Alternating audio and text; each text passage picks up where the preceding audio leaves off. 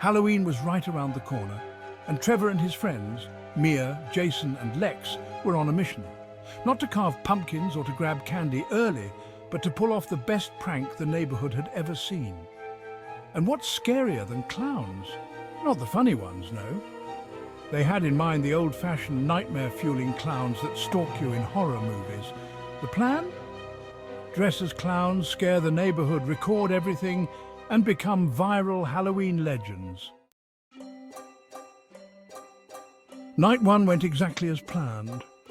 Armed with oversized shoes and rubber noses, the four of them roamed the block, popping up behind fences, lurching from bushes, and even tapping on windows to scare the life out of people binge-watching horror movies. Every jump scare was recorded, every scream saved for the highlight reel. The likes started pouring in. Then, on night two, things took a weird turn.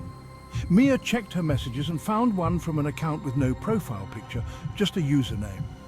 Silent Jester 99. You think you're funny? She laughed it off.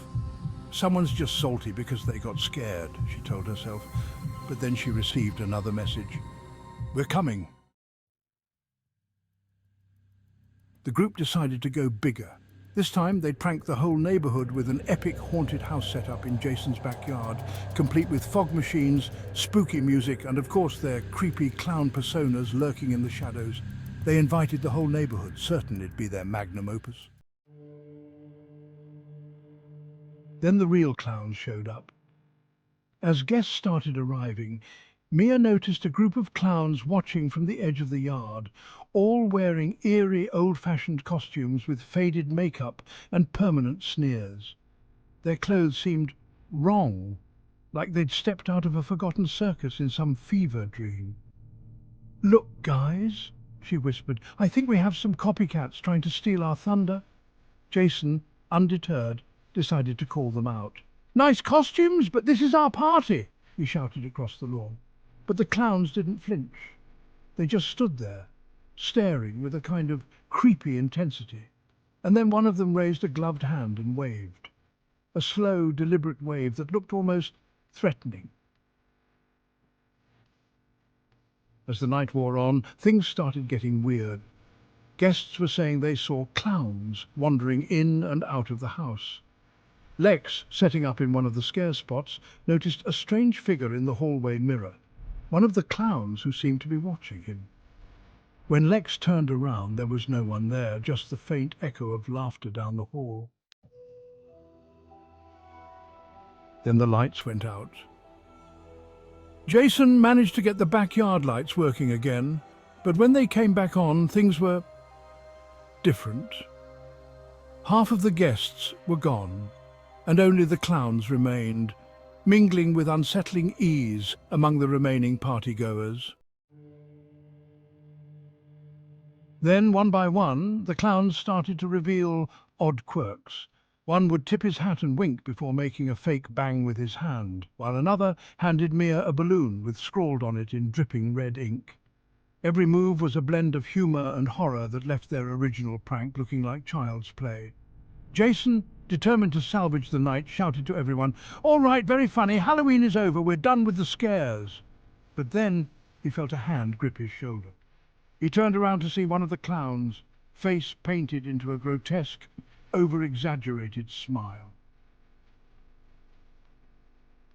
The clown whispered in a low, raspy voice, "The real Halloween is just beginning."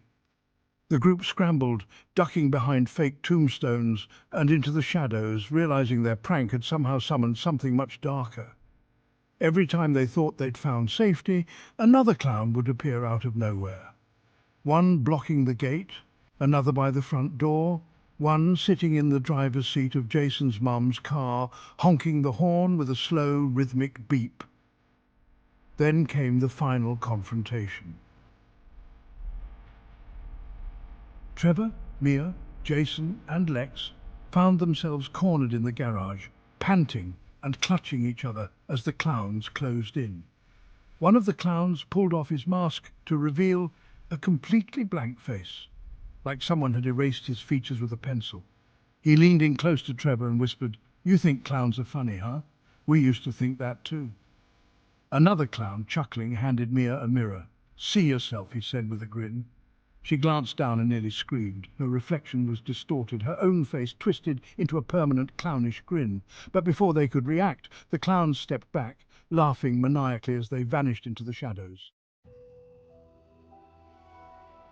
The lights flickered back on, the guests returned, and everything seemed normal. But the four friends looked at each other, realizing that something had changed.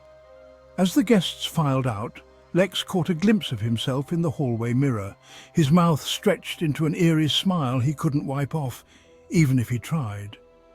Jason's reflection gave a mock salute and disappeared when he looked away. And as they gathered their phones, they noticed one last message from "You're one of us now. They never did another prank again." Prank?